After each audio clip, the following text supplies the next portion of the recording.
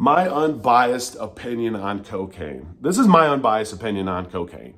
If I really step back from everything, if you've watched some of my content, I do a lot of content on cocaine addiction. I'm a recovering cocaine and alcoholic addict. Those were my drugs of choice. And this is my unbiased, just step back view of truly the drug cocaine. If you're new to the channel, hit the like and subscribe button. What's up, guys? My name is Eric, and I'm a recovering cocaine and alcoholic addict. These were my drugs of choice. This is what I gave my soul to. And this is my unbiased opinion on cocaine. This is my opinion on cocaine of taking the addict side away from me, which will always still somewhat be there. But to truly say what I feel about this drug and how dangerous is it, how addictive really is it, and to share for the one out there, maybe even struggling, just to maybe find some answers or some understanding, or a family member who has that knows somebody that's struggling with cocaine addiction, or even is starting to trial and error it with cocaine. So my unbiased opinion on cocaine is this. This drug is going to react different to everybody. I truly feel that cocaine is different for everybody. I don't feel that the same effects that one person gets off of cocaine is going to be the same for somebody else. And I think a lot of stuff plays into account when it comes to this. And where I come up with my opinion is I was at 13 diagnosed with ADD. And then at 17, 18, I was re-diagnosed with ADHD. And I went from Ritalin to Adderall. And if you understand those drugs, they are amphetamines. They are amphetamine salts.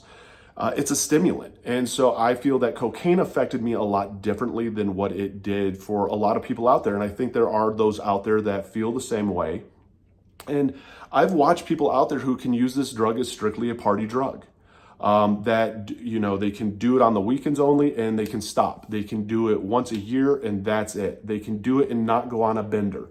I think that the perception that I have talked to so many people when it comes to cocaine is that cocaine is a safe drug. Well, cocaine does kill. Cocaine is a deadly drug. About 30,000 deaths a year happen from cocaine overdose. I mean, the people die from ODing on cocaine.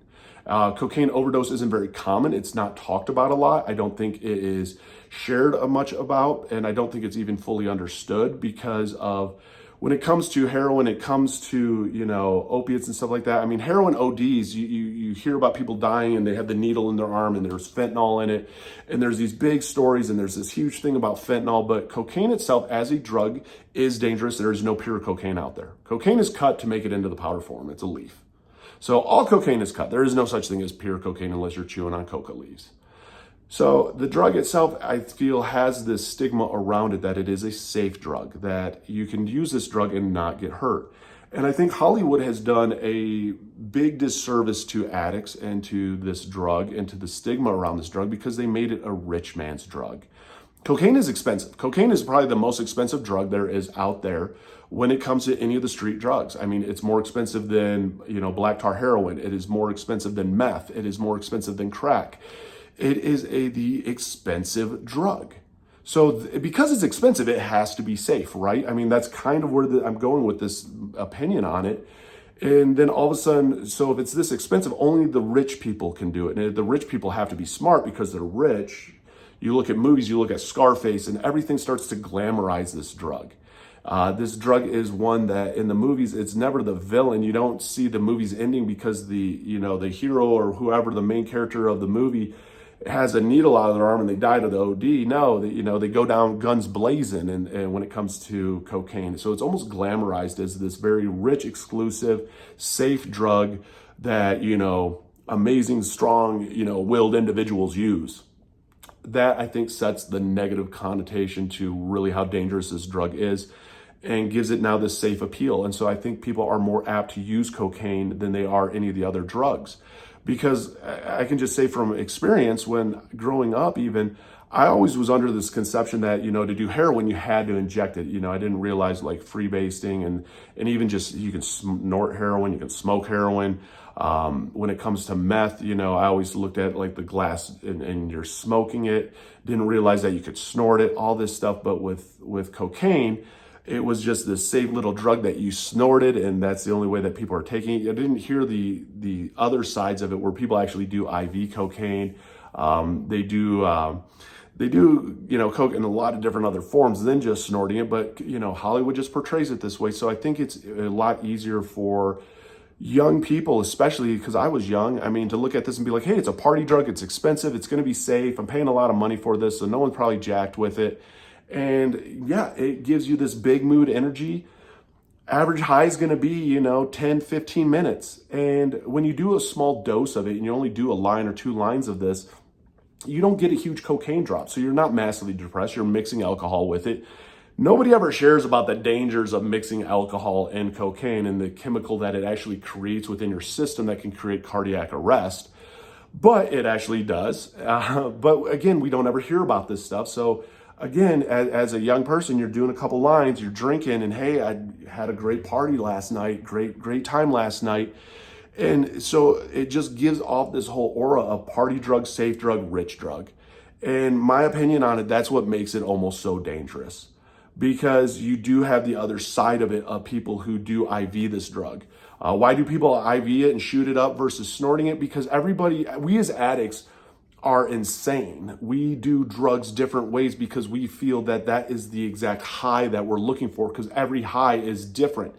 And if you sit and talk with addicts, we will tell you on how the different forms we've tried different drugs and how it made us feel and how one high is better than the other. And you have this exclusive way of using the drug. And when it comes to cocaine, yes, majority of people, I do believe, snort it, but you also don't realize then how addictive this gets. And then the flip side of it is how many crack addicts actually came from being cocaine addicts, because let's face it, cocaine is expensive. Next thing you know, you've lost your job, you've lost your wife, you've lost everything. Now you're on the street, you're probably not able to afford an 8-ball of Coke. Well, you need to get drugs, so you're gonna get crack, and crack is a lot cheaper than it is just to get powdered Coke. So I think that it is an extremely dangerous drug because it has all these positive kind of like stigmas around it, all this positive aura, just party aura. And it almost doesn't have the danger warning signs that like everything else has, of everybody's so vocal of how dangerous heroin is, how scary heroin is, how scary meth is, and losing your teeth, getting meth mouth, all the cuts and stuff on your face and tearing up your skin. Versus, what you're going to get from injecting stuff and STDs and AIDS and all the different viruses and shit that you get from injecting. For Coke, though, you just snort it up your nose and it's safe, but it's not.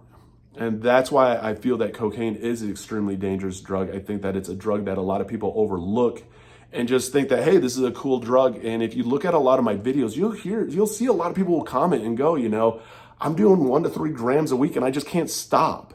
And again, that's the thing that I don't think people understand with addiction is there's no set thing that says you're an addict. I know people that are an addict that they do 1 gram a week and they just can't stop it. The 2 grams a week can't stop it. And addiction is different for everybody. And that's what is the scary side of addiction. Who knows what is somebody's drug of choice out there? What one's going to give them a high that affects their body and their brain and them differently than everything else? And cocaine itself, I think, is very easily accessible because it is such a party drug that you go to parties. It is the only drug out there that I know of that you do run into people like at parties like, hey man, you want a bump? And you're in the bathroom and you're doing a bump that you didn't pay for per se. It's like literally one of the few drugs out there that is one of those drugs that people will sometimes share with others for no cost.